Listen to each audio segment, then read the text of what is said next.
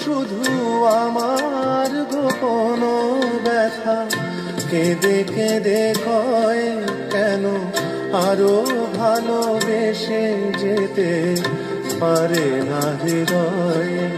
আমি এত যে তোমায় ভালোবেসেছি।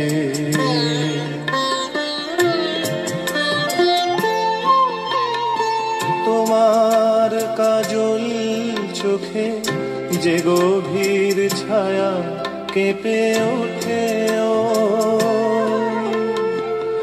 তোমার আধারে ওগো যে হাসির মধু মায়া ফোটে,